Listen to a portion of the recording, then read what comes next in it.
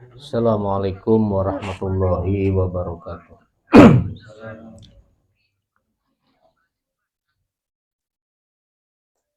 Al-Fatihah. A'udzu billahi minasyaitonir rajim. Bismillahirrahmanirrahim. Alhamdulillahirabbil alamin. Arrahmanir rahim. Maliki yaumiddin. Iyyaka na'budu wa iyyaka nasta'in. Ihdinas siratal mustaqim. Siratal ladzina an'amta 'alaihim ghairil maghdubi 'alaihim waladdallin. Amin.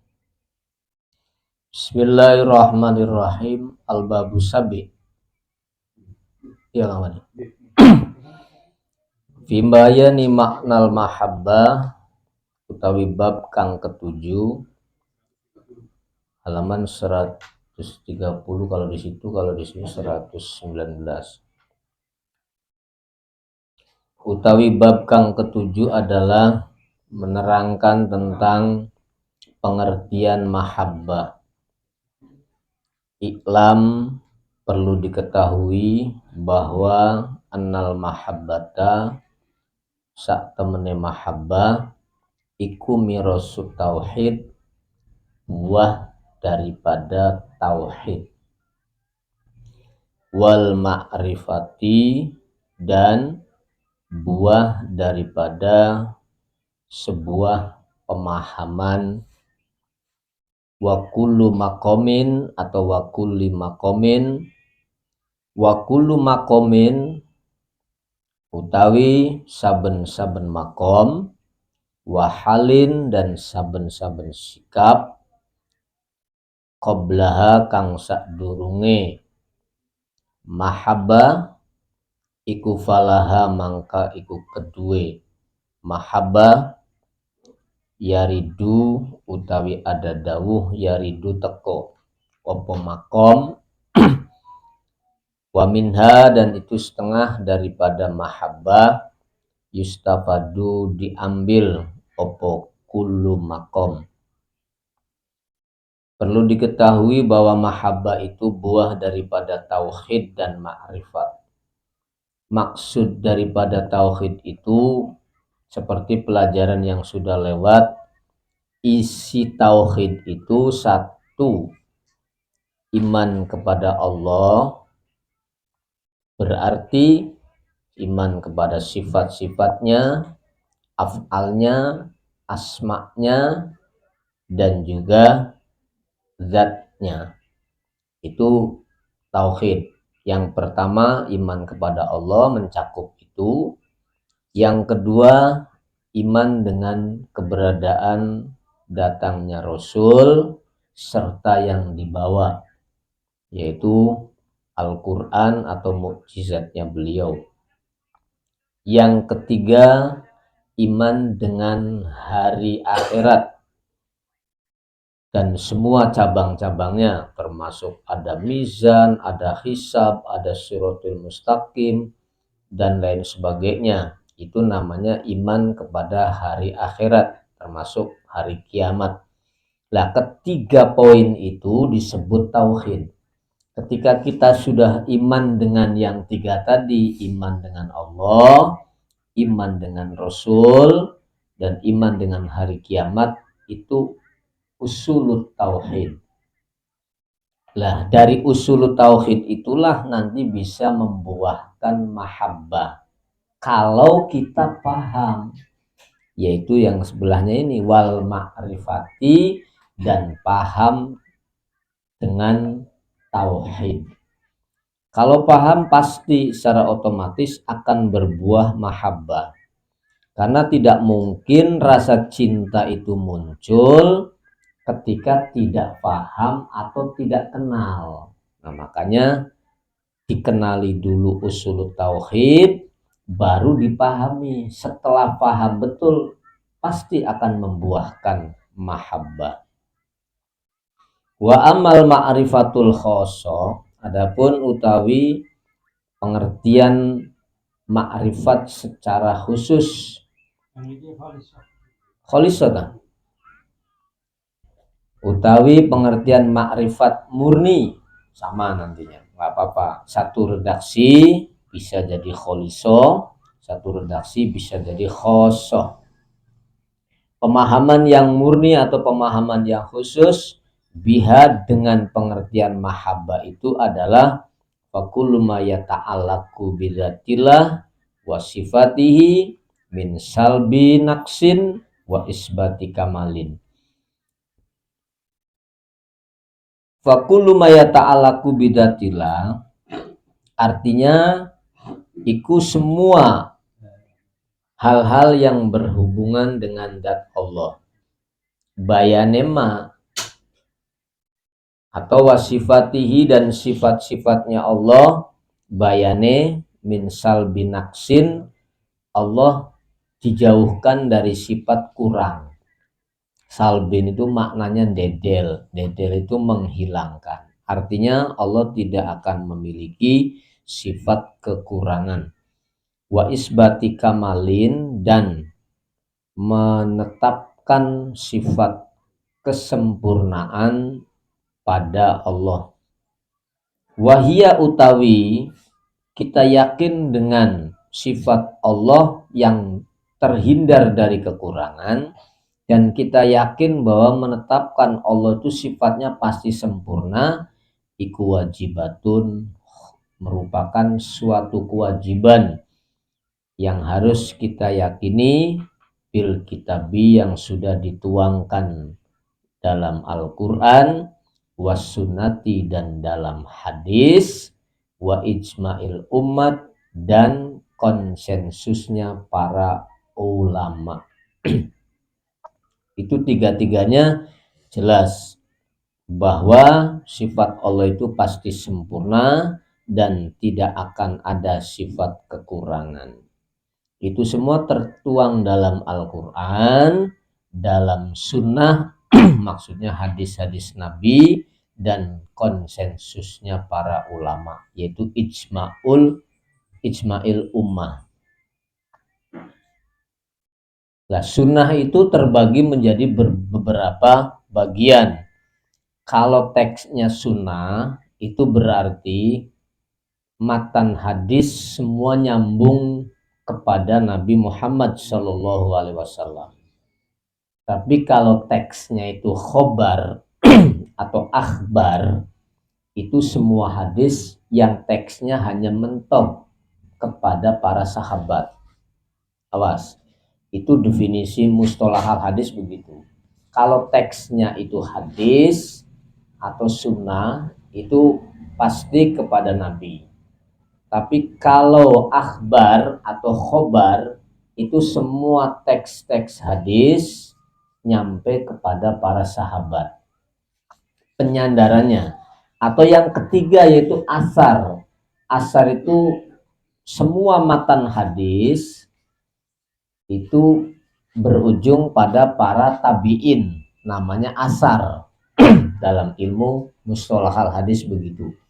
Jadi semua yang namanya asar itu pengisnadan teks-teks hadis yang ending akhirnya itu pada para tabi'in, namanya asar. Kalau penisbatan teks-teks hadis yang ending akhirnya pada para sahabat disebut khobar atau akhbar.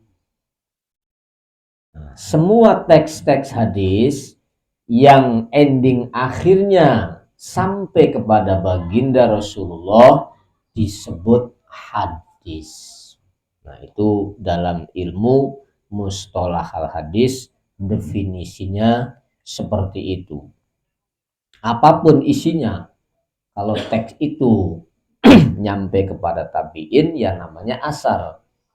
Baik itu tentang cerita, tentang informasi, tentang anjuran, tentang instruksi dan lain sebagainya. Kalau muaranya pada tabi'in disebut asar. Kalau muaranya pada sahabat disebut khobar. Kalau muaranya kepada langsung mutasil kepada Nabi, maka disebut hadis. Itu dalam ilmu mustalahal hadis. Wa inna mawaqa'a angin pesini terjadi opo al khilafu perbedaan pendapat terjadinya perbedaan pendapat fi haqiqatiha ing dalem hakikat makna mahabbah, ing dalem hakikatnya mahabbah, wa maknaha dan maknanya mahabbah. Perbedaan itu hanya terjadi pada esensi mahabbah dan pengertiannya saja. Walaysa innama waqa'al khilaf fi haqiqatiha wa maknaha. Walaysa dan tidak ditemukan lil mahabbah iku kedua makna mahabbah opo maknan suatu pengertian ghairul maili yang bukan kecenderungan ilal ladzid maring hal-hal kang lazat al muwafiq yang sesuai dengan keinginan. Sederhananya makna mahabbah itu adalah kecenderungan seseorang kepada sesuatu yang lezat, yang cocok dengan seleranya. Itu dulu. Itu kaidah awal tentang mahabbah. Kecenderungan seseorang kepada sesuatu yang dianggap lezat, yang cocok dengan seleranya. Sampean seneng sate, ya karena cocok selera sampean kalau sate, dianggap lezat. Tuh. Belum tentu yang satunya itu selera dengan sate, ya kan? Nah, intinya itu pengertian dasar dulu. Apa yang dianggap kita cenderung dan lezat menurut kita dan cocok sesuai selera, itulah makna mahabbah. Makanya di sini bahasanya walaysa lil mahabbah maknan ghairul maili ilal ladid al muwafiq. Hanya kecenderungan seseorang pada sesuatu yang dianggap lezat, yang sesuai dengan selera. Itu makna dasar dulu tentang mahabbah. Supaya gampang, karena pengertian mahabbah kan seneng. Nah, seneng itu ya harus dikasih definisi awal dulu. Nanti perkembangan seneng ini ngendi, nanti itu urusan cabangnya. Wa'lam perlu diketahui anna ma'rifatallahi ta'ala, memahami Allah binafsiha secara hakikat yang sebenarnya, iku zikrullah, ngaji. Itu aja sederhananya. Sampean kepengen paham Allah secara hakikat, ngaji. Kenapa ngaji? Karena ngaji itu merupakan sesuatu yang bisa menghantarkan kita ketemu dengan al-mazkur.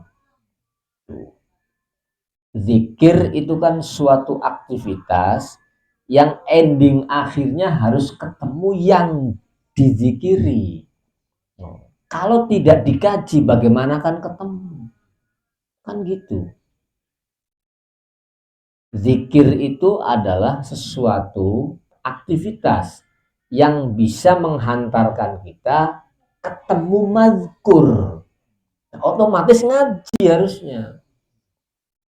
Makanya di situ kesempatannya kita paham kalau dengan ngaji. Kalau hanya sekedar mujarodul lafzi bizikir, ya nggak akan ketemu mazkur.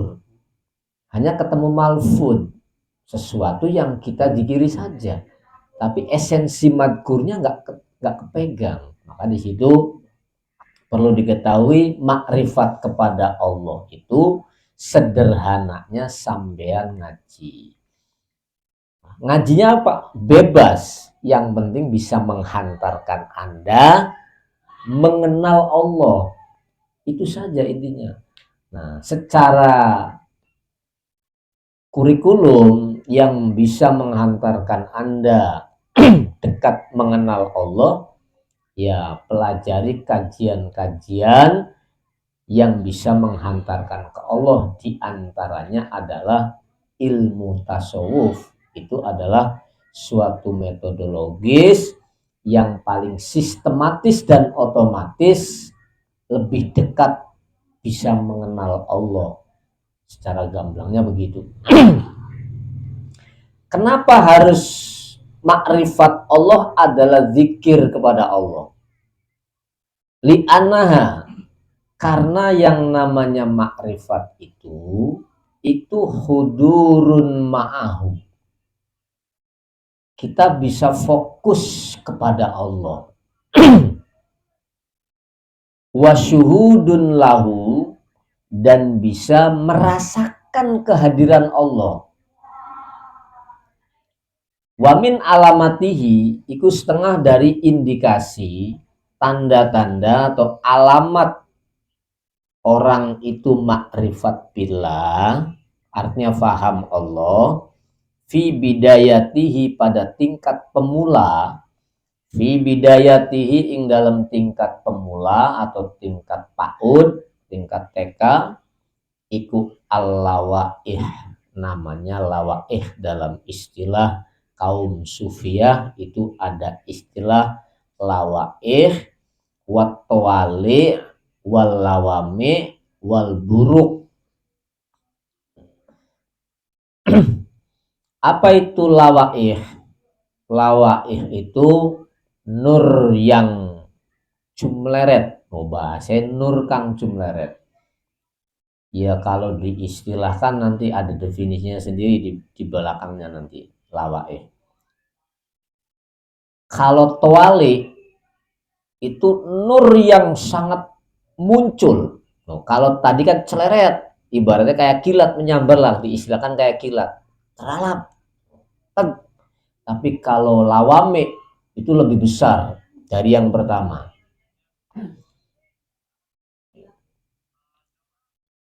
Kalau buruk, buruk itu masuk tenggelam dalam nur yang lebih besar lagi.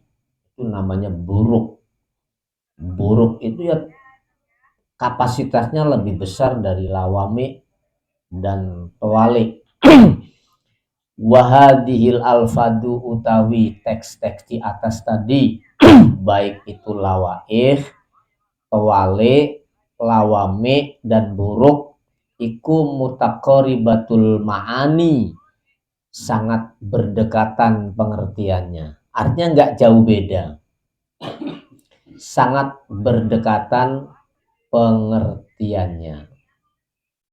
Sederhananya begini, Anda ngaji, paham tentang tasawuf, maka akan muncul kesadaran tertingginya pada diri Anda. Itu istilah lawame, itu muncul kesadaran tertinggi. Itu bahasa terjemahnya begitu. Kalau mau diistilahkan Indonesia begitu pendekatannya. Ya persisnya saya nggak paham, nggak memaksakan diri harus itu, tapi minimal pendekatan ilmiahnya di situ. Jadi antara lawaih, tawalik, lawamik, wal buruk itu akan membuahkan kesadaran tertingginya. Ketika orang sudah menemukan kesadaran tertingginya, nah disitulah barometer makrifat kepada Allah. Baru bener lah bahasa ini. Karena kesadarannya tinggi pasti tahu kebenaran. Orang ketika nggak tahu kebenaran karena pemahamannya kurang sehingga tidak ada kesadaran tertingginya.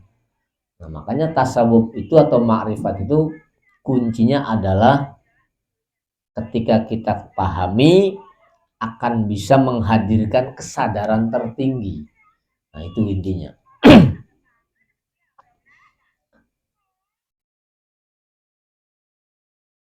Wal farku, utawi perbedaan, bainal barki, antara pengertian teks lafadz al-barki ataupun buruk, jamaknya lafadz al-barki, wal wujdi, dan pengertian gandrung. Wujud itu maknanya gandrung, kesemsem, istilah wong Jawa kampus, kesengsem, wujud namanya. Anal barko, sesungguhnya yang namanya barko, barko itu tadi cumleret kang luwih gede. Idan pengertiannya ketika membahas tentang al-barqo iku fiduhuli thoriqit tauhid, dia sudah masuk dalam pemahaman unsur tauhid yang matang, yang seperti saya katakan tadi, faham tentang asmaullah, sifatullah, af'alullah, apalagi datullah, itu sih nanti kesimpulannya, dan paham tentang keberadaan Nabi kita Muhammad dengan apa yang dibawa, serta kita paham tentang hari kemudian atau hari akhirat. Nah itu ketika masuk di ketiga pos itu, maka disebut ada al-barku nantinya. Ya jelas akan terang jiwanya, yaitu tadi kesimpulannya kesadarannya akan tinggi nantinya. Nah, itu namanya al-barku, masuk dalam thoriqatut tauhid. Bukan thoriqatut zikri ya, tapi di sini masuk dalam thoriqatut tauhid. La wal wujdu utawi pengertian wujdu maknanya itu gandrung,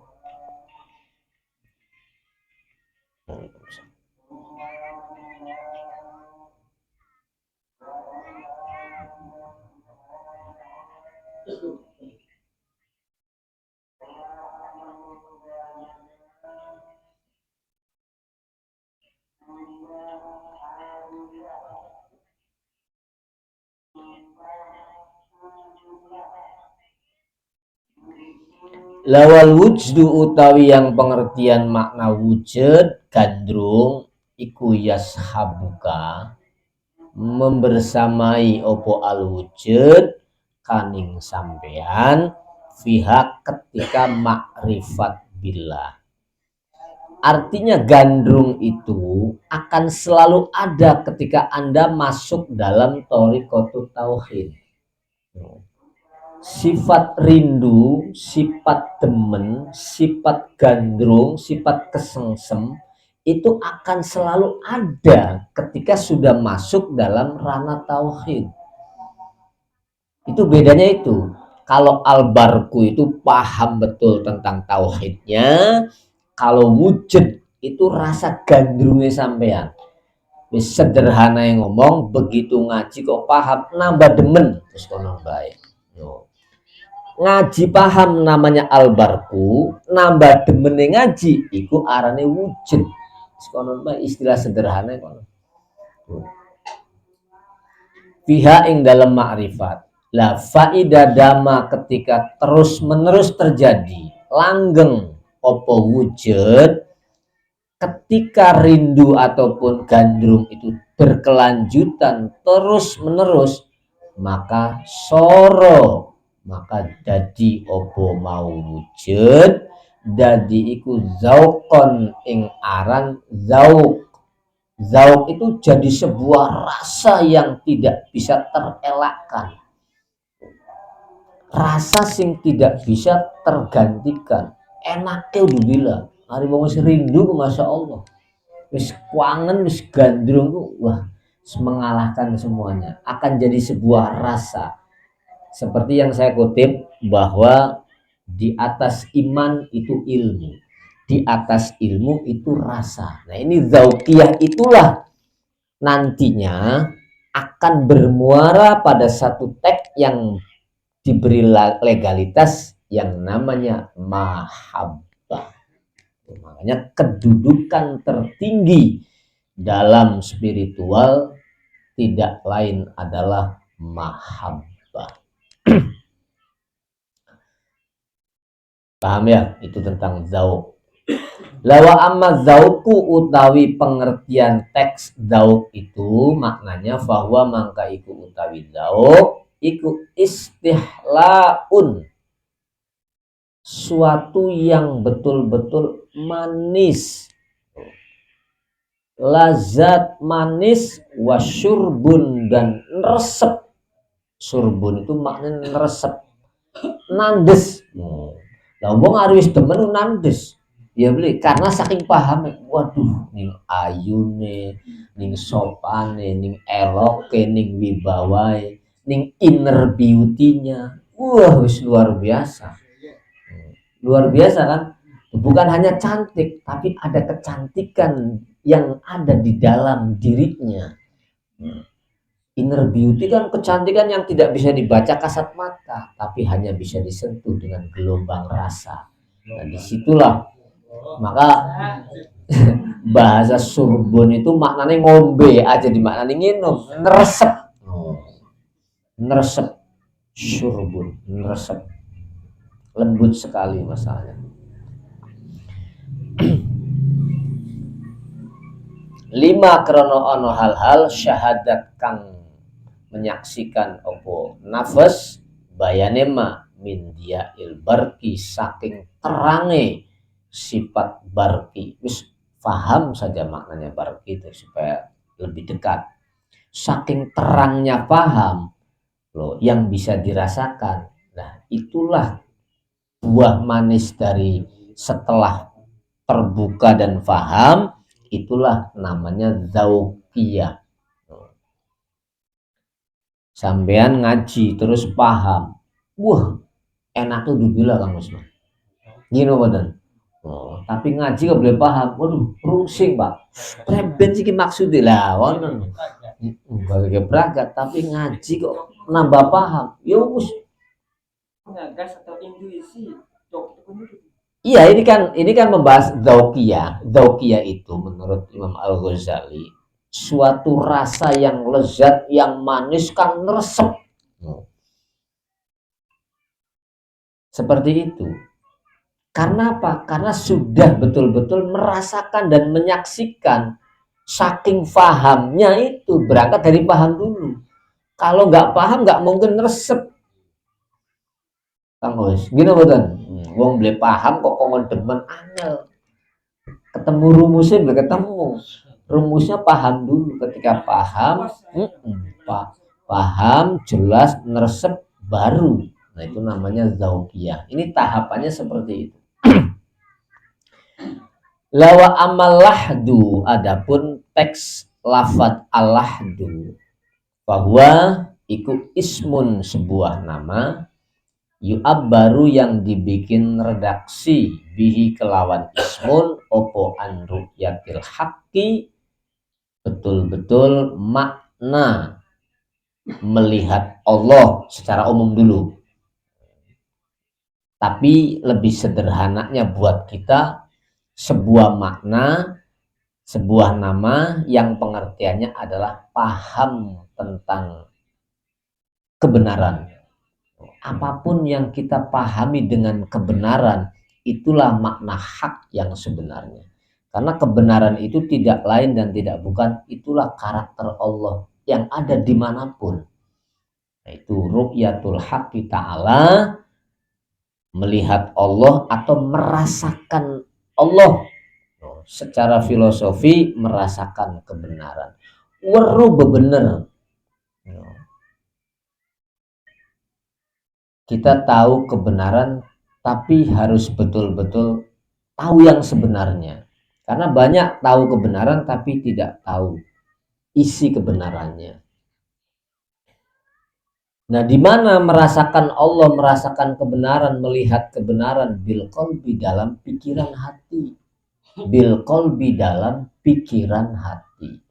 Kenapa dikasih makna pikiran?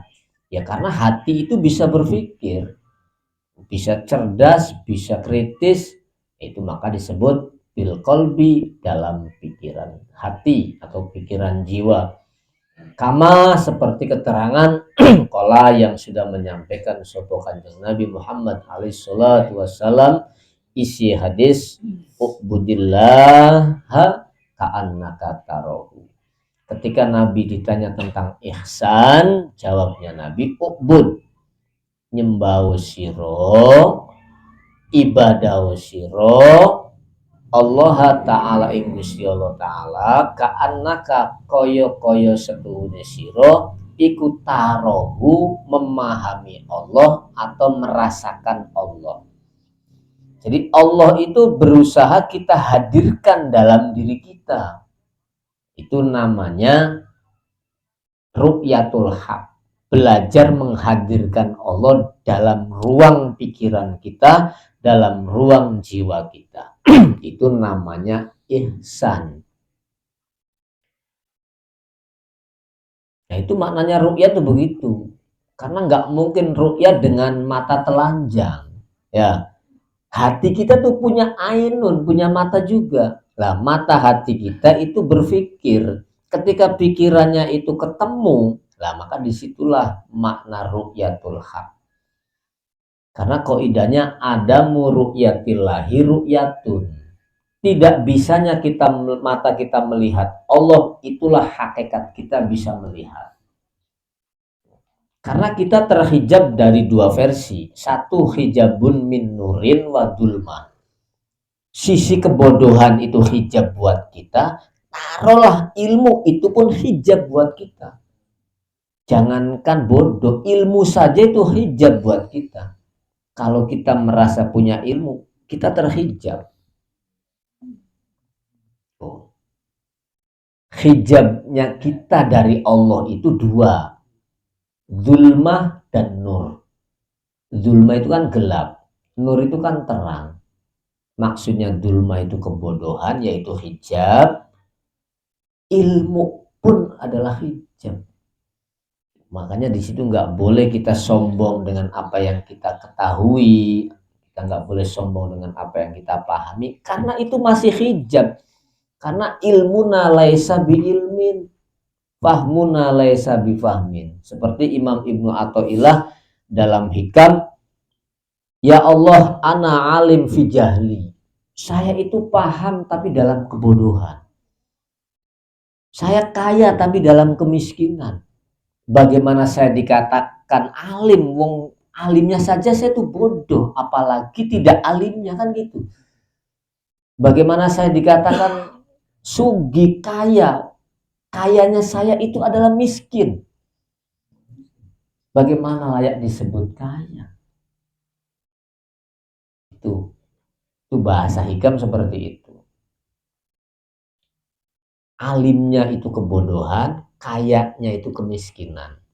Maksudnya itu saking fanaknya dia, saking tenggelamnya melihat eksistensi keberadaan ilmunya Allah, karakternya Allah, sehingga dia itu betul-betul sirna, tidak punya satu unsur sedikit pun.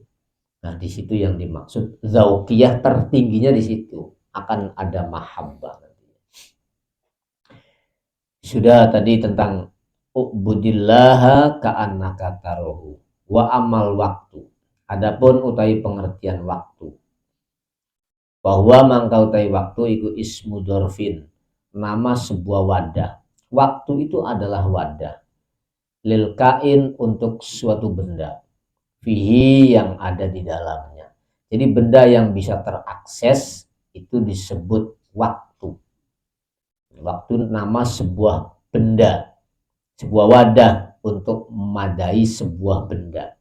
Nah, di sini bahasanya minal ahwal, sekalipun itu gelombang spiritual, itu juga tidak jauh, masih dalam koridor waktu. Artinya kita punya ahwal, kita punya spirit, kita masih dikungkung oleh ruang waktu, Pak.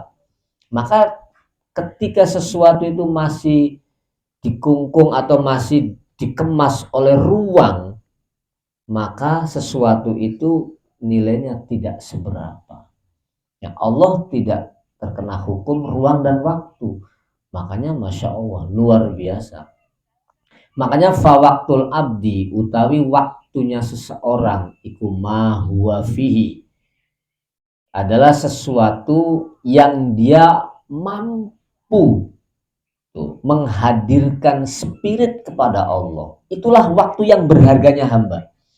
Jadi waktunya seseorang itu berharga ketika dia berada di waktu di mana dia mampu merasakan Allah dalam denyut nadinya, dalam perasaan jiwanya, dalam pikirannya.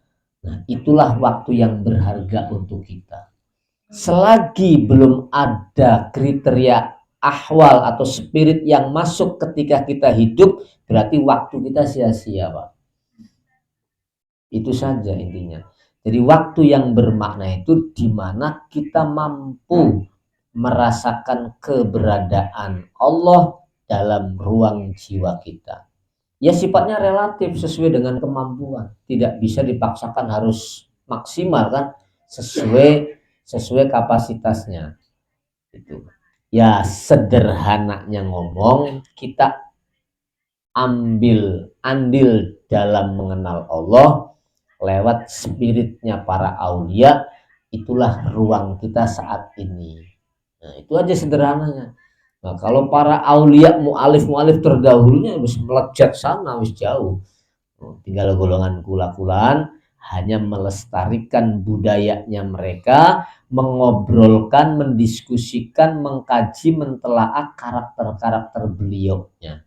Itu saja ruang gerak kita dalam mengisi waktu kita untuk bisa ikut andil dalam spiritnya para aulia. Hanya itu yang bisa kita lakukan.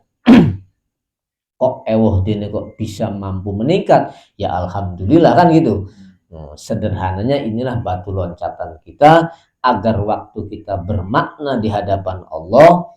Isilah ruang waktu itu dengan nilai-nilai spirit yang bisa menghantarkan kita kenal dengan sifat Allah, kenal dengan asma Allah, kenal dengan af'al Allah. Itu saja.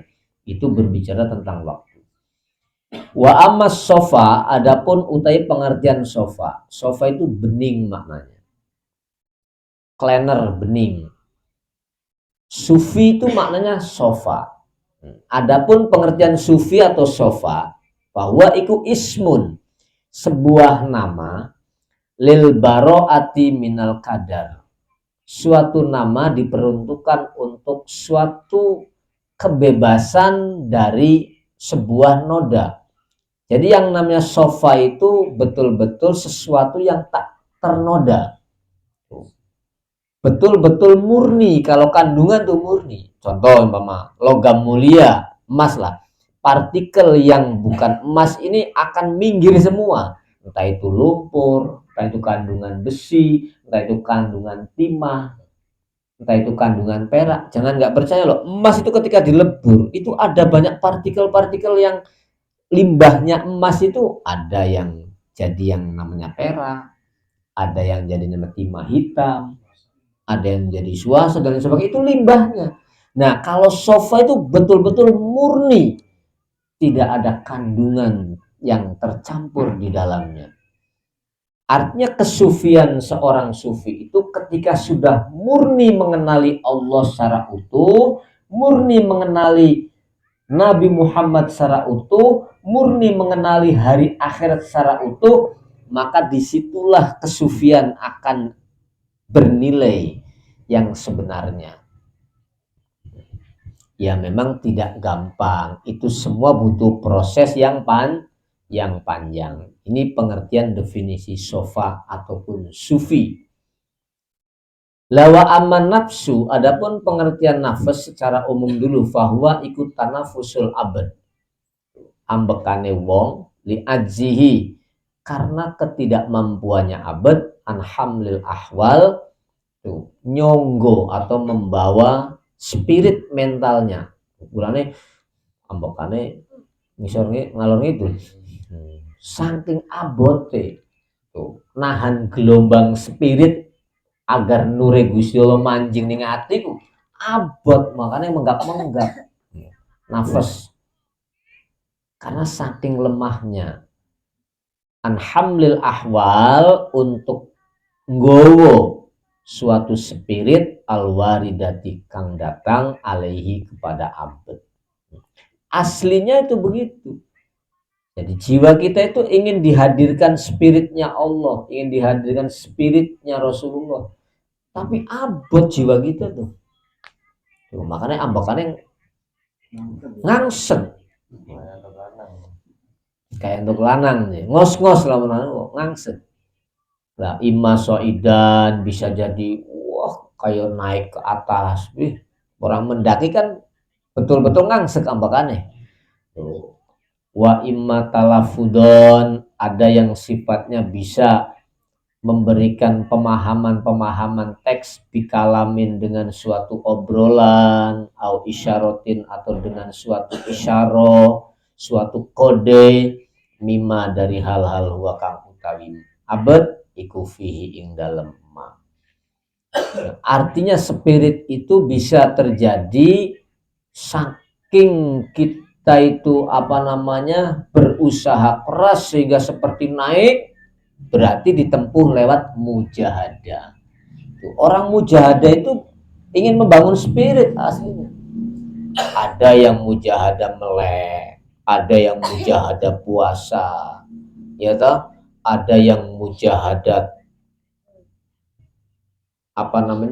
yang sifatnya itu spiritual lah, macam-macam. Nah itu sebenarnya kayak naik tuh, yang namanya riado itu kayak naik. Ada yang tidak naik tapi bitalafut ngaji, ini juga riado, ini juga olah jiwa namanya. Jadi supaya pola-pola kita, jiwa-jiwa kita terolah, ya bitalafut dengan suatu obrolan, dengan suatu isyaro, dengan suatu kode. Lah yang memberi isyaro, kode-kode itu kan tidak lain semua para ambiya dan para aulia. Nah itu juga termasuk ambekannya ngangsek.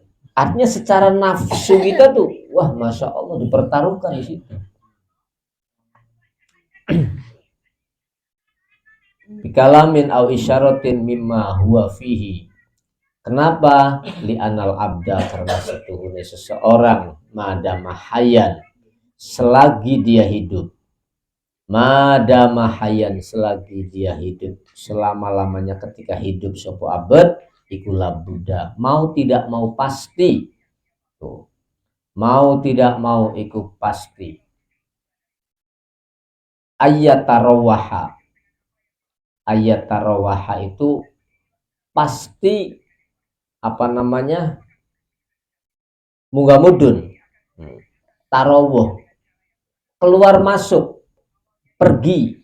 Ayatarawaha itu keluar masuk bidukhulin nafas, sebab masuknya ambekan, wa khurujihi lan metune ambekan. Itu mau tidak mau selagi masih ada kehidupan, itu pasti akan bergulir seperti itu. Ya tarawaha itu ya bernafas, masuk dan keluar ambekane. La faida qawiya, ketika sudah kuat opo an-nafsu jiwanya, tuh, jiwanya udah kuat nih, nafsunya dia, nafsu adalah arti nafsu itu ya jiwa kan, yang di sini yang dimaksud yang kedua ini jiwa. Ketika sudah kuat ada maka bisa mendatangi opo mau nafas atau abad, bisa mendatangi ilal gorki, maring tenggelam. Tuh. Ketika semakin kuat tuh, jiwanya semakin kuat, lamunan ambekannya kok semakin terkontrol, ya bisa jadi kerem tuh. Ya bisa jadi off kan gitu. Banyak orang-orang yang ketika dibuka sesuatu langsung mati seketika, Pak. Kaget karena apa? Karena menemukan suatu hal yang tidak biasa, saking puncaknya, jadi ambekan pun hilang sampai. Terjadi seperti itu. Ketika sudah kuat tuh, ambekannya kuat atau pemahamannya kuat, ini bisa memutus ambekan loh. Jangan nggak percaya. Makanya banyak para aulia kang semaput kan kalau ketika kasafnya dibuka semaput seketika, karena saking nggak kuat ya ambekan ketika menghadapi gelombang spirit datang, lus langsung bablas. Nah itu gambarannya seperti itu. Lawa amal ghorku, adapun utawi makom al ghorku, bahwa mangkau tayi ghorku iku adamul kudroti ala nafsi, tidak ada kemampuan untuk bernafas. Al likadho likazimihi krono mengunci ambekan, bahwa ghairu mutanafisin tegese bisa ambekan. Jadi ghorq itu makom ghorku, makom ini makom ya, ghorku itu orang tenggelam dalam pemahaman sehingga bisa terkunci nafasnya, Pak. Tuh, nafasnya terkunci bisa mati. Artinya jasadnya ini bisa mati. Enak banget golongan gunung. Ya bisa mengunci sampai bahwa ghairu mutanafisin, sampai tidak bisa bernafas. Ketika itu datang sampai seperti itu. Wala ghaiba, dan tidak samar, itu pasti. Namanya makom al-ghorku. Banyak para aulia yang memiliki makom ini banyak. Ketika dibuka suatu pengalaman spiritnya, wah dia nggak kuat, jeblak. Sama dengan kayak Nabi Musa ketika merasakan tentang tajaliyatur rabbiyah, munculnya eksistensi Allah dalam spiritnya Nabi Musa, beliau kuat, blek wae, kontal, ambekannya juga hilang, kayak wong hilang ada wong sadar kan. Nah seperti itu. La faidza qawiya, ketika sudah kuat menerima tentang ahwal alaihi, ngatasi abad, dakhola, maka dia akan masuk sebuah abad fil ghaibati, ing dalam makom ghaibah. Pertama itu makom gorki dulu, tenggelam dulu. Wah, tenggelam. Setelah tenggelam kok kuat, artinya kuat, masih dalam arti tidak sampai ucul, kuat, berarti dia masuk dalam makom ghaibah. Ghaibah itu makom. Lawa amal ghaibatu, adapun utai pengertian makom ghaibah, fahuwa iku ismun, sebuah nama, liduhul, pengertiannya tentang duhul. Duhul itu sesuatu yang sangat membingungkan. Wah, seperti apa ini? Alam keder, tapi kedernya bukan karena nggak paham, karena dahsyatnya spirit yang dia pahami sehingga dia masuk di alam gaib, alam yang tidak sama dengan alam yang biasanya dia rasakan. Akhirnya bingung. Wah, alam duhul namanya, atau hauli, alam kebingungan. Jangan nggak percaya, alam akhirat tuh alam hauli yaumil kiamah. Wah, hiruk pikuknya itu sangat dahsyat.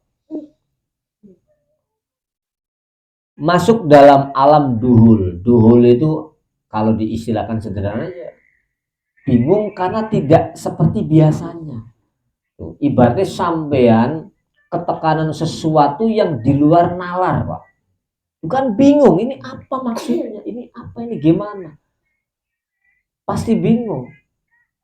Nah, ini ujuk-ujuk masuk di alam gaib itu akan bingung. Misalnya bingungnya tadi anil muhimmati bima huwa ahamu minha, bingungnya dari sesuatu yang sangat-sangat penting, padahal ya alam akhirat itu alam penting, tapi dia bingung masuk ke sana tuh. Dahsyatan wa khairon kalau dalam bahasa. Kalau dalam bahasa lain kan bisa disebut khosyah.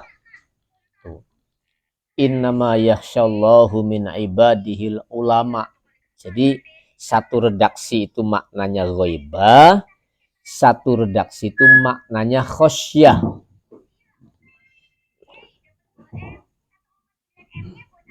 Jadi bisa jadi ini namanya khosyah. Khosyah itu ya saking takutnya di situ, karena mengalami suatu fenomena yang tidak sebelumnya belum pernah dia alami. Itu makanya innama yakhsyallahu min ibadihil ulama, di situ makom khosyah. Kalau sudah masuk ke sana tuh nanti makomnya makom khosyah. Cuman khosyahnya mereka yang di sana itu tidak seperti khosyahnya kita yang di sini, Kang Us. Ari khosyahnya golongan kula-kulan sih bingungnya luru pegawaian dia ketemu, ya luru duit dia ketemu bingung. Ari golongan kan sih bingungnya bukan karena tidak berprinsip, saking berprinsipnya sehingga dihadapkan sesuatu yang luar biasa, dia merasa kebingungan. Itu pasti, itu akan jelas pasti. Namanya alam ghaibah. Karena bukan alam kita, bukan alam hissiyah, tapi alam ruhaniyah. Maka kan bingung di situ. Di sana akan menemukan fenomena yang tidak pernah ditemukan sebelumnya. Pasti akan bingung di sana. Makanya di sini banyak liduhul. Yo, kalau diistilahkan bingung kan itu kan terjemah kita. Persisnya ya mereka yang sampai ke sana yang bisa merasakan duhul itu seperti apa. Tuh. Cuman jangan disamakan dengan kayak bingungnya kita di dunia, jangan. Lawa amas sakar, adapun utai makom sakar, sakar itu mabok, sakar itu mabok. Bahwa itu ismun sebuah nama, yusharu yang dibikin isyaro bihi kelawan nama, ila sukutit tamaluk, tidak merasakan kepemilikan. Artinya wong edan, wong mabok, yaitu kayak beli apa-apa, fly lah istilahnya. Wong ngefly nggak ada rasa memiliki itu, yes anaknya mau blong itu loh. Orang fly itu tidak ada sedikit pun rasa kepemilikan, nggak ada. Bener-bener fly lah, orang ngefly aja plong lah menanu kok Kang Us. Nah, seperti itu namanya makom sakar. Sakar itu mabok. Nah, cuman maboknya para aulia ini ya ngefly-nya ke sana kepada Allah. Makomnya makom sakar, mabok. Ini istilah-istilah dulu ya. Ila sukuti tamaluk, artinya gugurnya merasa memiliki fitorbi di alam kebingungan. Sama, alam bingung. Yo mabok asli bingung. Cuman fly, plong gitu loh. Nah, cuman bedanya wong mabok arak karo wong mabok Allah akan ada bedanya. Ya sekalipun sekilas sih sama, kayak podo edane kan, tapi beda godogan, beda proses. La faida lahiqathu al inaya, ketika menemui atau menjumpai hu ing abad opo al inayatu, inayahnya Allah, asihha maka marasaken sopo Allahu ing abad, liyazida supaya nambahi sopo Allahu ing abad, nambahi ilman ing pemahamannya. Jadi jangan nggak percaya orang ketika betul-betul memahami tentang kajian-kajian spiritual begini ini nambah mateng aja belum percaya sampean kok bakal edan. Maksudnya edan ku maksudnya kelengleng, mabok, demen itu pasti ngeleleng. Demen, kelengleng, mabok itu pasti. Nah, tapi ketika sampean diberi kesadaran sedikit aja, waras dari maboknya mau, nambah demen ning ilmu nih, ngaji, nambah seneng itu bila. Ternyata mabok Kang Mokono enak. Non maksudnya kok Kang Bani. Ternyata mabok yang seperti itu tuh membuat ketagihan. Nah, ketika disembuhkan oleh Allah, maksudnya ketika kembali lagi di alam sadar, dia akan ingat, nambah rindu dengan kajian, nambah rindu dengan ilmu. Canduan, wis bahasa umumnya wong jadab lewat ngaji terus waras. Nambah ngampar-ngampar istilahnya. Demene ngaji, demene memahami, nambah luar biasa. Oke. Ini mabuknya di situ, mabuknya mabuk karena ilmu.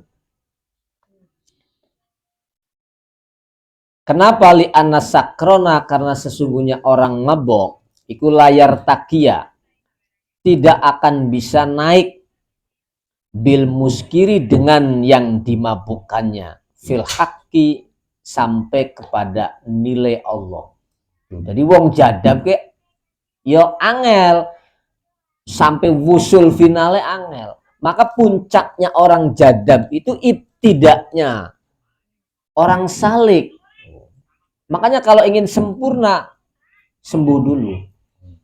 Teksnya kan begini, nihayatul majdubin bidayatul salikin. Puncaknya orang jadab itu harus waras dulu, baru dia akan salik. Jadi di tingkat mabok yang terparahnya seorang jadab itu, itulah permulaan daripada dia suluk kepada Allah. Maka di sini jelas, orang mabok tidak akan bisa naik sampai wusul ke Allah dengan utuh, nggak bisa. Di wong jadab ini bukan orang terhebat dalam perjalanan spiritual, baru pemula, baru salik. Itu baru salik. Makanya, nah, nihayatus salikin bidayatul majdubin.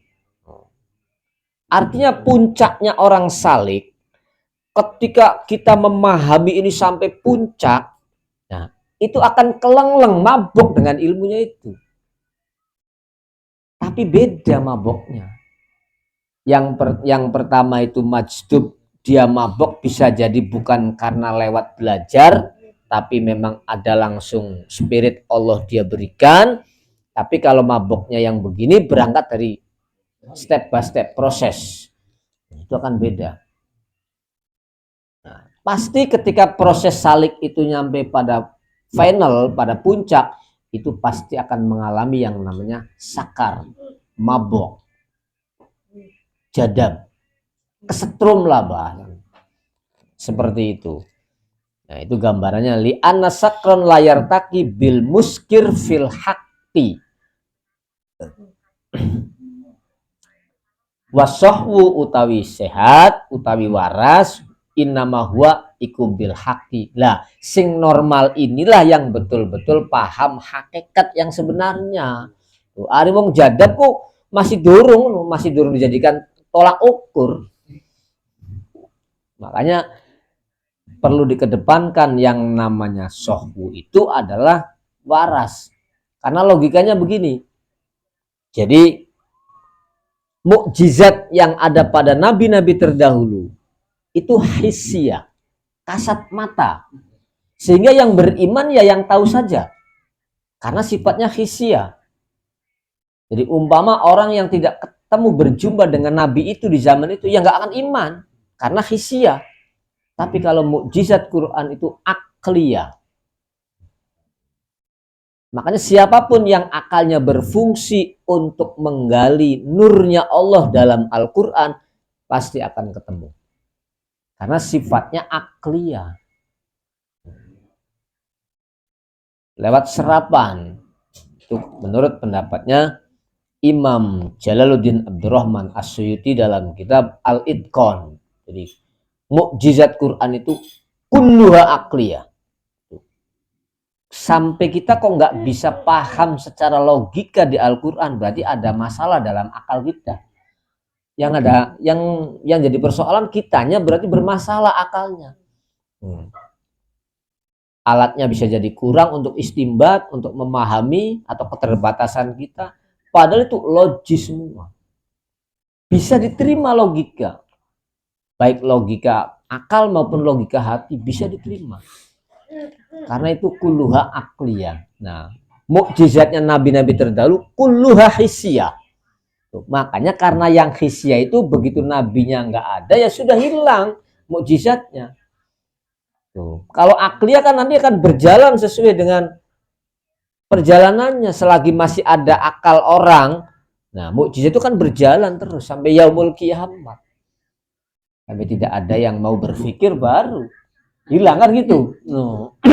Jadi jarangnya keterangan Quran nanti hilang tulisannya. Maksudnya ketika sudah tidak ada yang mau berpikir, mau mengkaji, mau mentelaah isinya Quran, otomatis hilang. Jangan nunggu nanti hari kiamat. Sekarang pun umpama ini di Baril, nggak ada yang mau berpikir, wis hilang kan gitu.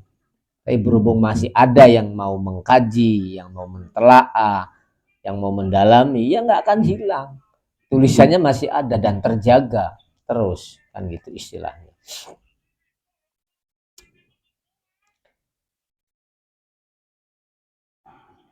Wasohwu innama huwa bilhaq, utawi waras iku innama huwa angin pesini sohwu iku bilhaqi, netepi kelawan hakikat kang sebenarnya. Jadi hakikat yang sebenarnya orang makrifat billah atau orang yang punya makom mahabbah, punya makom ghaibah, punya makom sakar, itu yang waras. Dudukan dalam keadaan oleng kok. Mungkin sih persepsinya keliru kabeh, anggaran wong edan, wah jangan-jangan gin jadab. Kanjeng Nabi ku bibitnya jadab tapi biasa baik karena sohbu. Iya Kanjeng Nabi tuh bibitnya jadab. Apa ada yang mengungguli jadab Kanjeng Nabi? Lah, Kanjeng Nabi itu Sayyidul Majdubin. Kanjeng Nabi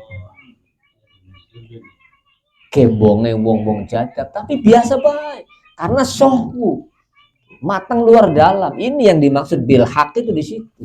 Jadi kalau masih setengah-setengah, artinya masih dalam kondisi jadab, itu belum bisa dikatakan wusul maksimal, belum. Kalau belum waras secara normal, belum. Makanya dalam ilmu hikam itu nihayatul majdubin, bidayatus salikin. Gitu. Makanya nggak usah kaget.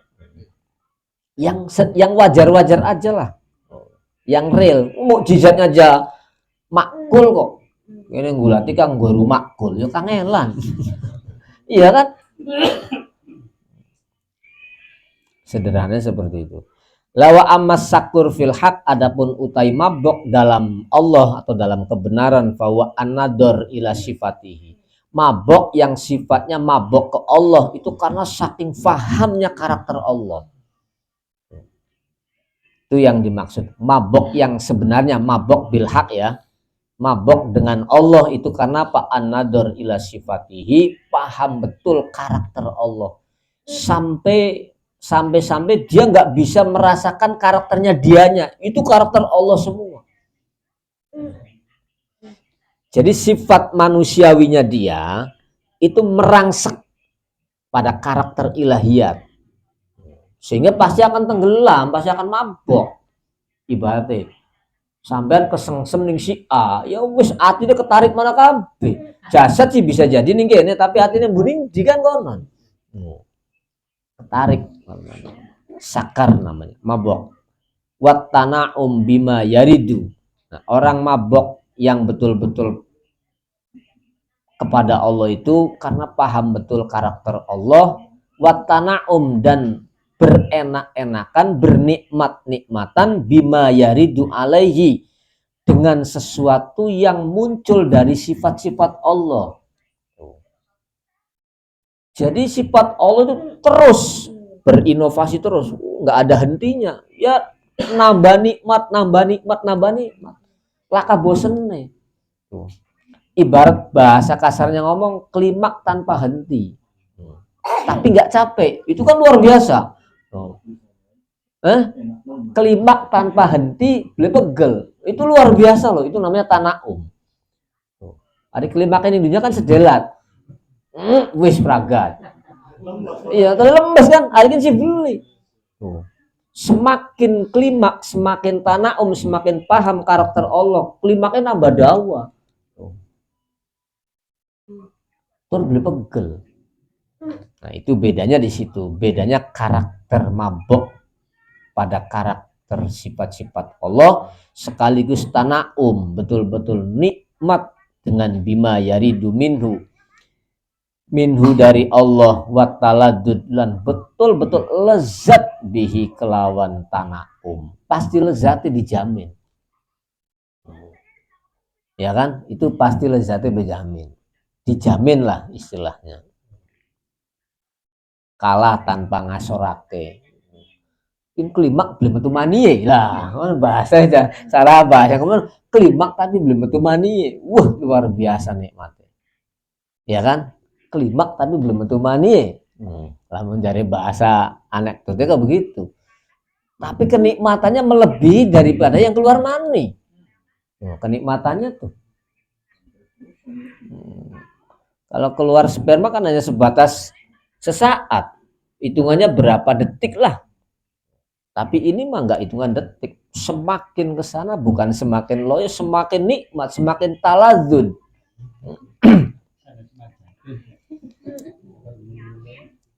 Lawa amma sohwu adapun utai makom sohwu waras iku billahi baru dia wusul utuh kepada Allah.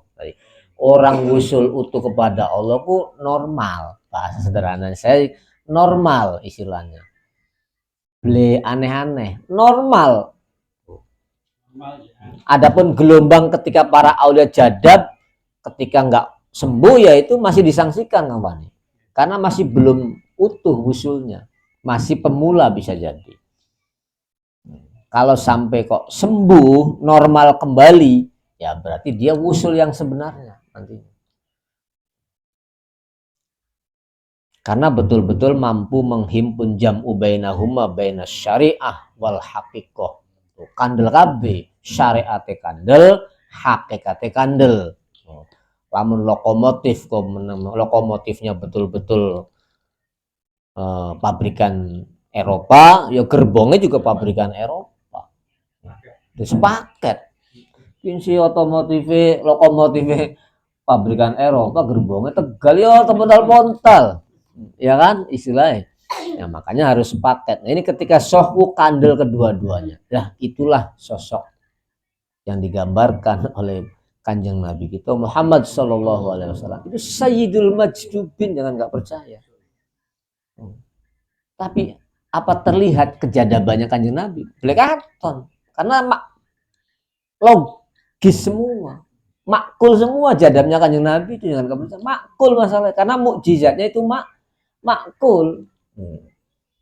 Jadi lamun ano ibaratnya menyodorkan satu mukjizat sing goiru makul, berarti ini dari mana ini istimbatnya? Perlu dipertanyakan itu.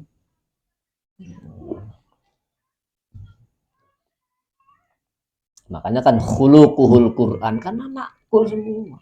Makanya ketika makul ya seperti orang biasa. Tapi nilainya luar biasa, kan gitu.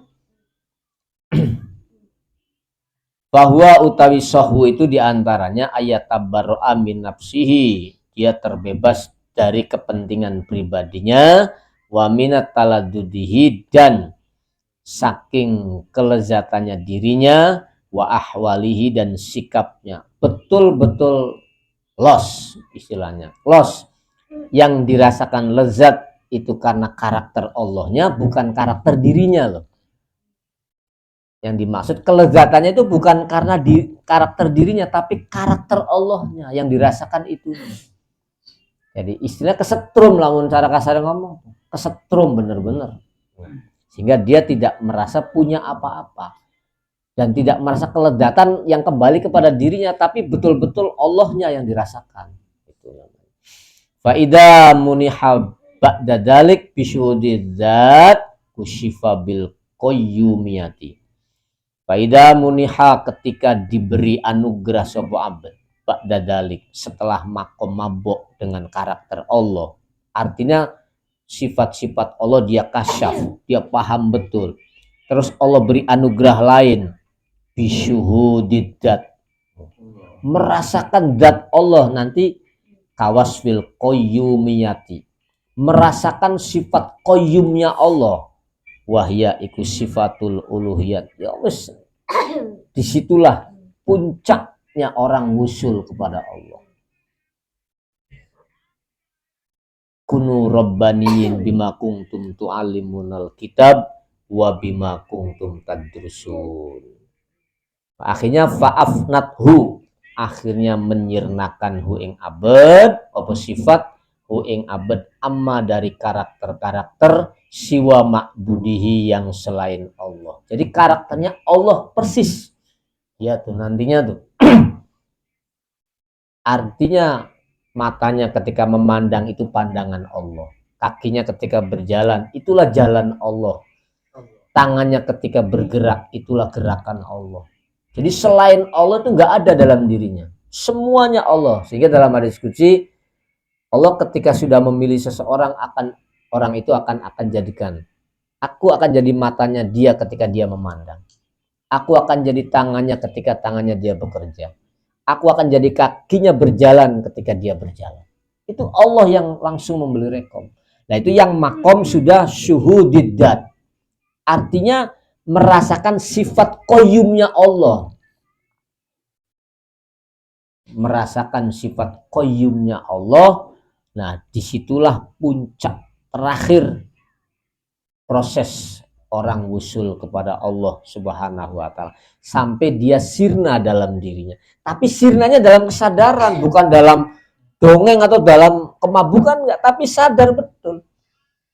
Ini kan sangat luar biasa Kang Bani. Tuh. Atine bisa kesetrum tapi stabilisernya jalan. Artinya beli oleng ngono lah ngono kok. Tuh, syariatnya beli oleng. Kadang-kadang biasanya syariatnya sing oleng. Biasanya yang terjadi tuh kalau sudah pemahaman ke sana kadang-kadang syariatnya yang oleng. Ini yang perlu dipertanyakan. Tidak tebal cara pemahaman syariatnya sehingga oleng. Nah, summa fania terus sirna sopo abad anfanaihi. Setelah itu, setelah dia merasakan qayyumnya Allah, dia sirna dari selain yang dia sembah, artinya yang dirasakan hanya Allah. Terus dia sirna anfanaihi, dianya totalitas gak merasa ada. Luar biasa kan? Yang pertama, dia tidak merasakan yang selain Allah. Tapi dia masih merasakan. Setelah itu, dianya gak ada sekalian. Berarti betul-betul Allah. Itu makanya para ahli tarekat zikir hu. Ini yang sudah sampai ke sana. Maksudnya itu sebuah pengertian yang sudah sampai ke sana. Jangan lantas auratnya kita wiridkan terus akan bisa seperti mereka. Jangan harap. Jauh. Yang gitu. Nah itu hu ini kan domir. Hu. Jadi dianya sudah nggak ada makna hu itu. Makanya kan kembali lagi kullu masiwallah batilun. Nah, ini tidak fana dengan selain Allah, fana dengan dirinya. Sampai dirinya nggak merasa ada jasad dan waruhan. Itu baru wusul yang betul-betul sempurna. Nah, itu diantaranya itulah gelombang mahabbah yang sebenarnya seperti itu. Sumafania an fanaihi. Lawa amal fana, adapun pengertian tentang fana, iku fahakikotuhu mangka utawi hakikat fana. Teks fana itu pengertian definisinya begini, fil hissi ing dalem kasat mata, iku talasyul ajsam, hilangnya anggota jisim atau fisik, wal a'rod lan hilangnya sifat, wadiha bihabil kuliah, totalitas hilang. Lamun istilah wong Hindu kok moksa. Ya boleh, lamun istilah wong Hindu kok moksa. Fisike karo karakter hilang kabeh. Ya bisa terjadi, itu pengertian fana secara umum. Tapi yang bagus itu ya tadi as-sohwu. Karakternya itu dia fana, tuh, tapi bisa eksis. Syariatnya itu masih jalan. Nah itu luar biasa itu. Sangat sulit yang begitu. Jam'u bainahuma itu sangat sulit. Kadang-kadang dompleng sebelah. Sing syariate kandel ya kadang-kadang jeroane beli kandel. Hakikate. Sing hakikate kandel kadang-kadang syariate jomplang. Gitu. Makanya sosok Rasulullah itu gambaran utuh yang sangat sempurna. Kamil sempurna sekali. Jam'u bainahuma. Walama kana kullu masiwallah walima kana kullu masiwallah maujudan billah wa qaiman bihi la binafsihi kana wujudu majazan. Walama kana yang dalam sumangsa-mangsa apa kullu masiwallah, di saat semua selain Allah kullu masiwallah maujudan ikut tidak wujud, maujudan iku wujud billahi sebab Allah. Sesuatu yang selain Allah itu wujud billahi sebab wujudnya Allah. Wa qaiman bihi, dan dia terlihat ada sebab Allah. Allah adalah musabbibul asbab. La binafsihi, bukan berdiri sendiri. Selain Allah ada tuh bukan berdiri sendiri, tapi diadakan, tapi didirikan. Karena maka ana apa kullu masiwallah, apa wujuduhu wujude kullu masiwallah, ana iku majazan, hanya sifatnya majaz. Majaz itu ya apa ya, sebuah umpama. Majaz itu sebuah umpama, tidak punya eksistensi lah itu majaz tuh. Nah, wujudnya selain Allah itu majaz, tidak punya eksistensi, hanya perumpamaan. Pinjam pakai ada lah bahasanya. Golongan kula-kula kok pinjam pakai ini kan. Itu hak milik, pinjam pakai ada. Bukan hak milik, pinjam pakai wujud, pinjam pakai ada, pinjam pakai, tapi nggak punya eksistensi. Wa kana al-qaim binafsihi al-muqim li ghairi. Wa kana lan ana sapa al-qaim Allah iku binafsihi, artinya qayyum binafsihi, yang betul-betul qaim binafsihi ya hanya Allah. Al-muqim, kang bisa memberdirikan, kang bisa menciptakan, li ghairihi, pada yang lainnya. Tapi dari selain Allah kan nggak bisa mendirikan dirinya sendiri, apalagi mendirikan orang lain. Iya toh? Kalau Allah dat yang berdiri sendiri mampu menciptakan yang lain. Kalau kita berdiri dewekan dia bersanggup, kan ngonon. Apa maning ngadegakan kang sejene. Wa wujuduhu sabitan hakikian ustu'iro liman akrama bihadil ma'rifah.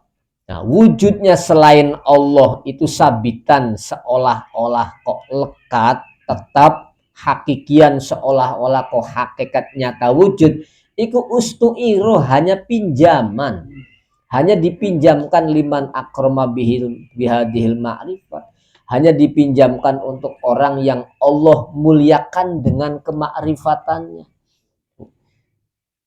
Jadi hanya orang-orang yang dikatakan ada di hadapan Allah tuh hanya orang-orang yang mau mengenal Allah. Sing belum kenal Gusti Allah wis dianggap langka deh. Iya. Makanya kan dalam Al-Qur'an wa man kana fi hadhihi dunya a'ma fa huwa fil akhirati a'ma wa adallu sabila. Orang di dunia nggak kenal Allah, nggak mau mengenal Allah, jangan harap ketemu Allah. Itu karena yang diberi pinjaman wujud secara hakiki dikatakan istilah wujud, tapi sifatnya pinjaman yang makrifat billah. Berarti sejene wong makrif, wong paham, sejene wong kang beli paham karo Gusti Allah, ya berarti beli pinjaman wujud kan, Kang Us. Kang makrifat beku masih pinjam wujud, apa mana kang beli makrifat? Belum. Ya hukumnya wajib, makrifat yang Gusti Allah wajib. Turune para nabi, turune kita mung siji. Isun kok pengen dikenal dari Gusti Allah, mung siji ku niku, visi misi. Beli rewel, beli angel, isun kok pengen dikenal. Kenali aku, kejari aku, pahami aku, kata Allah.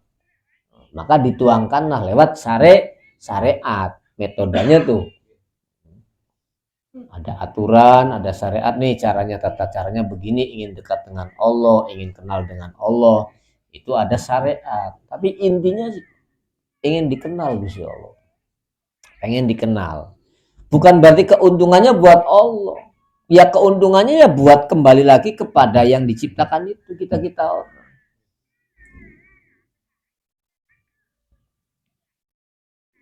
Liman akroma bihadihil ma'rifat ustu'iro opo lafdul fana, teks lafad fana. Jadi orang yang fana itu orang yang betul-betul dikatakan wujud, tapi pinjaman.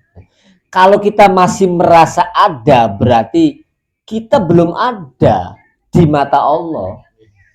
Bahasa yang ya iya, karena masih ada syirik khafi sih. Kitanya masih merasa ada kok. Kalau kitanya sudah betul-betul totalitas gak merasa ada jasa dan waruhan, ilman wa jahlan, dohiron wa maknan. Kalau sudah lepas semua itu, aksesoris itu kita lepas, baru predikat pinjaman wujud ada. Di ACC makna wujud, sampai wujud di ACC. Iya. Baru disahkan. Karakteristik nilai pinjaman wujudnya aja baru disahkan, Masya Allah. Berarti selama ini AWDW belum dapat legalitas wujud, Kang Us. Masih ngeraba-ngeraba, masih gegulat, masih berkayangan, semuanya wis sombong-sombongan nih. Waduh, Masya Allah. Subhanallah. Jadi kalau sudah talasia, sudah fana, dalam arti fana itu dalam pemahaman ya, kita belajar memahami bahwa kita itu secara utuh, baik dohiron, wa maknan, jasad dan waruhan, itu tidak wujud secara eksistensi. Nah, baru nanti akan direkam, dapat rekom dari Allah. Oke, di ACC tuh tak pinjemi, kamu berarti nembe oleh istilah wujud, nembe oleh sewaan, itu kan masih kosong nih, tapi mending karena rekomnya dari Allah. Tuh, gue nempelnya karo Gusti Allah kan. Nah, di situ makanya. Talasial maujudat lafdul fana litalasial maujudati, karena sirnane semua yang wujud fi aini qalbihi, dalam pandangan jiwanya yang paling dalam pandangan atine abad. Sing perlu dikedepankan hanya itu saja. Sudut pandang hatinya itu harus merasakan kullu ma siwallah batilun, termasuk diri kitanya sendiri. Jangan terus memahami selain Allah itu enggak ada, tapi dirinya masih merasa ada, ya belum juga beres namanya. Sampai kitanya yang menyatakan itu merasa enggak ada juga, Kang Us. Latihannya preben, yo kalau tinggal meditasi, konsentrasi tuh. Nggih Gusti, kula niku mboten wonten jasad dan waruhan. Wis kono bae, bagian kelas TK kan udah apa. Lumayan ngono Kang Us. Dari unsur kedalaman hati harus terungkap makna seperti itu. Supaya apa? Supaya tidak ada lagi syirik khafi. Karena syaratnya kita wusul itu harus murni. Tuh, murni, jangan ada noda-noda dalam ketauhidan itu.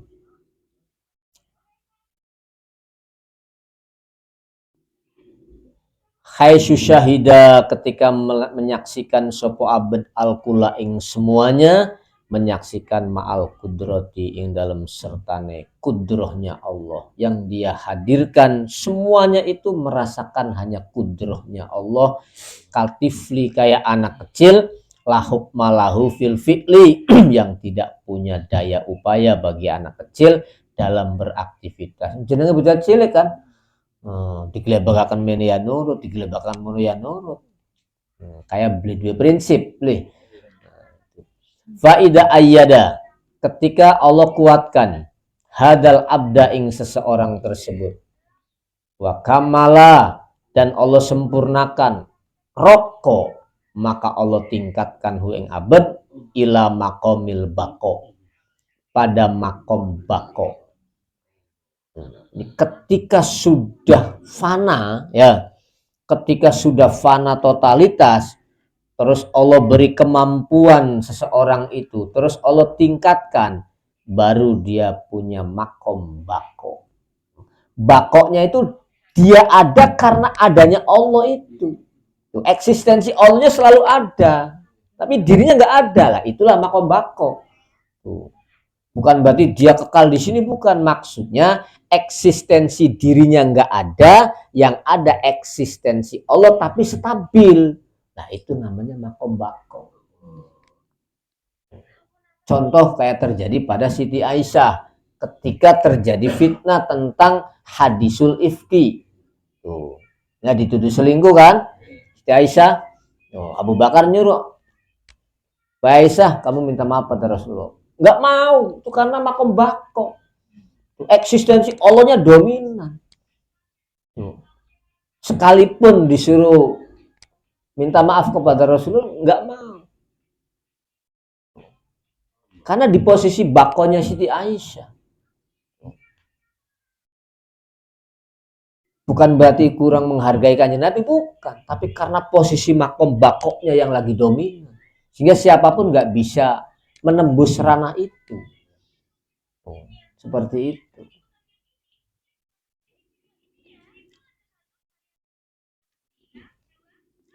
Ya waktu itu Abu Bakar menyuruh Siti Aisyah untuk minta maaf kepada Rasulullah. Apa jawaban Siti Aisyah? Saya nggak perlu minta maaf kepada Rasulullah. Kan seolah-olah slogannya kan kayak sombong kan. Padahal bukan sombong, saking bakoknya dia tahu persis apa yang harus dilakukan. Sampai segitunya. Dan Rasulullah semauan melihat makomnya Siti Aisyah itu bukan marah, bukan. Dengan kata-kata beliau yang seperti bukan marah kan Rasul, tapi tersenyum saking pahamnya, oh dia di makom bako seperti itu. Paham. Tuh. Indah intinya kalau sama-sama paham tuh. Kang dah diruwet yang si Jible paham, Kang Jible sempurna ya wis dadine akhirnya gedreng. Kan konon, ari pada bae pahame si enak kabeh. Ya, tidak ada. Kamu karena belum karena saking dilatih. Kita kan saking beli, saking bisa loh. Tapi itu sebabnya lagi di Artinya kan begini. Jadi satu sisi sahabat Abu Bakar melihat bahwa Siti Aisyah itu kayak belianu, kayak kok beli gelem ngomong karo Kanjeng Nabi. Karena di posisi itu dia lagi mengalami suatu fenomena spiritual yang tinggi, lagi puncaknya di situ. Maka ketika Abu Bakar masuk memberi instruksi, ya kayangan lewat, mentok kabeh. Dia peduli siapa baik. Ketika sudah wusulnya sampai ke Allah akan seperti itu nantinya. Karena spiritnya para aulia itu ketika sudah sampai ke sana, tuh siapapun nggak akan ada yang bisa membendung. Sesuai dengan makomnya masing-masing nanti. Tuh. Jadi saking blekep itu saking karena mengabaikan diperintah belum. Karena pendiriannya karena sama semusat dan Gusti Allah karena. Iya, jadi bahasnya begini Kang Os, ibaratnya Abu Bakar berbicara dengan kacamata syariat, bahasanya seperti itu. Wahai Siti Aisyah, supaya jangan soal adab, kamu minta maaf kepada Rasulullah. Nggak perlu saya minta maaf kepada Rasulullah. Yo saking pahamnya kan gitu. Nah, makanya sahabat Abu Bakar ketika mendatangi Rasulullah, ya Rasulullah tersenyum, senyum aja ketika tahu karakter Siti Aisyah begitu tuh. Di posisi mana makamnya tahu. Tuh. Jadi indah endingnya tuh, bukan malah nambah rancu bukan, tapi malah indah karena sama-sama paham. Nah, akhirnya turunlah ayat Al-Baro'ah kan, ayat pembebasan. Itu saking tahu persisnya. Jadi posisi disalahkan dalam posisi dia tahu persis nggak salah ya nggak mau kan. Kan gitu bahasanya Kang Us. Cuman hanya sudut pandangnya ketika itu sahabat Abu Bakar melihat dengan kacamata syariat dan Siti Aisyah dalam kondisi puncak. Makom bakoknya lagi bergelora istilahnya. Jadi nggak bisa ditembus.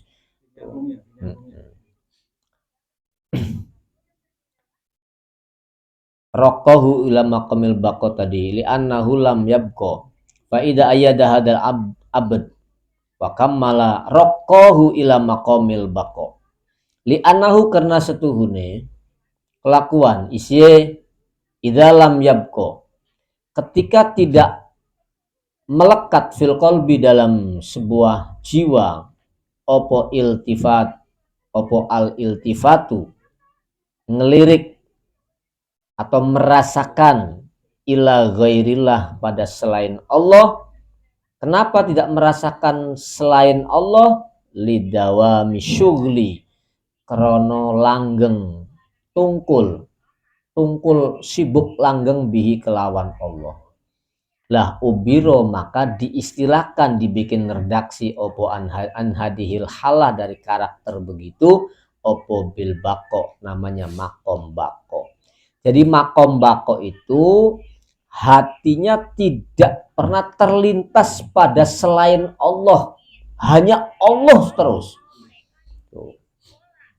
Karena apa? Saking sibuknya dengan Allah, saking intennya dengan Allah, maka karakter seperti itu disebut makom bako. Mana sadar? Ya sadar. Wong lagi intim ya beli koper sejene ibaratnya ngono. Ini lagi intim Kang Us. Ya usarpan pengen mangan, pengen nginum, pengen ketemu batur minggir kabeh. Lagi intim ya. Oh, makan bako ngono. Lagi intim istilahnya. Hanya Allah yang ada dalam dirinya tuh. Dan itu terus menerus. Maka mau tidak mau yang lainnya tuh minggir. Mana Os? Lagi intim nih, masa harapannya diganggu. Ya blenak kan? Tuh, lagi intim ya wis ajane minggir kabeh. Nambah juwet namun karena Pak lidawa misyughul, karena langgengi sibuk bihi kelawan Allah, sehingga ubiro dibikin redaksi anhadihil halah dari karakter begitu tuh sibuk selalu dengan Allah opo bil bako, pengertian makom bako ma'allahi. Itu makom bako tuh begitu definisinya. Kalau makom fana kan yang di atas tadi tuh, ini yang makom bako definisinya seperti itu. Lawal wujud wal bako, utawi pengertian wujud dan bako iku ismani, dua nama. Makna wujud, teks wujud dan teks bako itu hanya sebuah dua nama mutarodifani yang tarodif, artinya berdekatan pengertiannya. Ala maknan wahid, satu makna. Mutarodif tuh dua lafad, dua teks tapi pengertiannya satu. Makom bako dengan makom wujud itu ya maknanya satu. Lafal wujudu mangka utawi pengertian lafad wujud iku ismun lidufri. Wujud itu adalah sebuah nama untuk sebuah pencapaian bihaqiqati syai'i, dengan sesuatu, hakikatnya sesuatu. Artinya puncak pencapaian sesuatu itu disebut wujud. Ya ibarat wujudnya menungsa. Ya berarti pencapaian sesuatu dari proses sperma sampai jadi, dari mulai embrio sampai jadi manusia. Nah itu namanya wujud. Nah itu suatu nama lidufri dalam sebuah pencapaian hakikatnya sesuatu. Jadi finalnya sesuatu yang dirangkai, yang disusun, itu namanya wujud. Ya wujud di langit ya berarti rangkaian susunan langit. Wujud di bumi ya rangkaian susunnya wujudnya bumi. Sama wujudnya manusia juga rangkaian susunan dari embrio, ya toh, dari sperma dan proses kan sampai jadi darah kempel, sampai jadi daging kempel, sampai jadi manusia. Itu juga termasuk pengertiannya wujud. Lawal bako utawi teks bako itu maknanya ajalul haqaiq, itu lebih agunge pengertian kang sebenere. Artinya lebih muaranya itu lebih tinggi lagi dibanding wujud, karena ada makna bako. Allati yuqsadu adufro biha, yang mana bako itu adalah sesuatu yang dituju untuk pencapaian yang sebenarnya. Jadi lebih kualitasnya itu lebih daripada wujud kalau bako tuh. Ini berbicara kualitas kalau bako tuh. Ibaratnya wujud ya maknanya sama dengan bako, cuman kalau wujud itu tidak mengedepankan kualitas, tapi kalau bako berbicaranya kualitasnya lebih terjamin. Bahasanya kalau bako tuh ya orang bako dengan Allah ya terjamin kan itu. Kalau hanya sekedar wujud ya bisa jadi wujud-wujudan kan kosong. Tapi kalau bako itu ada jaminan, ada ajal, ada nilai yang sangat tinggi di dalamnya. Itu namanya bako. Wa kadzalika begitu juga makom bako, makomul jam'i, namanya makom jamak. Sama dengan bako itu namanya disebut makom jam'i. Jadi satu sisi makom bako itu disebut makom jam'i. Jadi makom jam'i itu ya bisa mengumpulkan antara syariat dan hakikat, itu namanya makom jam'u. Atau bahasa lain makom bako. Kalau makom fana itu belum belum sampai puncak finalnya, karena masih proses lagi, harus sohwu dulu, sadar dulu. Kalau makom bako sampai makom jam'u, ini semua merupakan buah daripada mahabbah tadi, proses. Qala ba'du sadat, tahu sapa ba'du sadat, sebagiane tokoh ulama, al jam'u utawi jam'u iku ma sesuatu askoto kang bisa menggugurkan apa ma at-tafarruqata ing perpisahan atau tercerai-berainya sesuatu. Jam'u itu mampu menghimpun sesuatu yang tercerai-berai. Ya mau tadi, nggak akan bisa lepas antara syariat dan hakikat. Orang bisa-bisa syariatnya kurang matang ya, hakikatnya matang, ini beda. Di jam'u itu dua-duanya.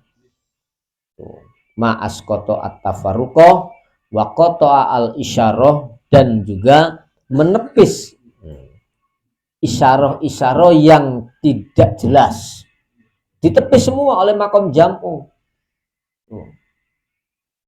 Jelas mateng syariatnya, jelas mateng hakikatnya, berarti makom bako atau jam'u. Enggak remeng-remeng, enggak. Wa maknahu utawi makna yang sebenarnya dari makom bako dan makom jam'u ini adalah ayyakuna madkuron billah. Iki wong kang ahli dzikir nih, madkuron bilahnya yang begini nih maksudnya. Wa maknau pengertiannya ayakuna yento ono iku madkuron billah.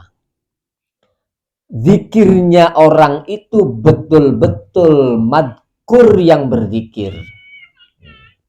Az-zakir wal madkur huwallah. Itu baru makom yang sebenarnya. Ala bidzikrillah tatmainul qulub. Ketika zikir itu antara az-zakir wal madkur huwallah. Nah, dia posisi az-zakir tapi tidak merasakan dia yang zakir, tapi al-madkurnya yang zakir.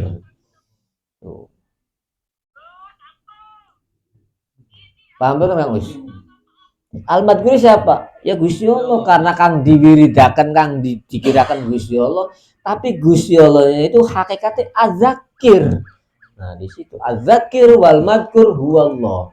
Jadi walaupun sing dheweke sing dzikir, tapi itu hakikatnya Allah. Nah, dia berada di situ, di ruang itu. Madkuran billah. Wis laka aktivitas, artinya dalam arti perasaan memiliki sesuatunya tuh nggak ada sama sekali, totalitas nggak ada, tapi di bawah alam sadar seperti itu. Nah, ini maknanya maknahu ayyakuna madkuron billah, dia selalu madkur dengan Allah, wa madkuron, dan dia madkur minhu dari Allah, walhamdulillah.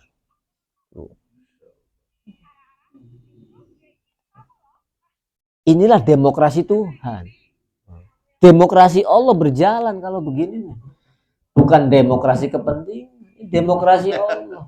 Dari Allah kembali ke Allah. Iya kan? Dia berzikir tapi dia nggak merasa zikir, tapi Allah yang memberi potensi zikir, ya toh? Dan Allah lah yang mengajarkan zikir. Dan dia nggak merasa memiliki andil bagian sedikit pun dalam zikir itu. Maka disitulah demokrasi Allah berjalan dalam ruang jiwanya. Wah, itu baru makom jam'u bainahuma. Orang bikin dalam pengen menjadi Nah itu syaratnya punya syarat.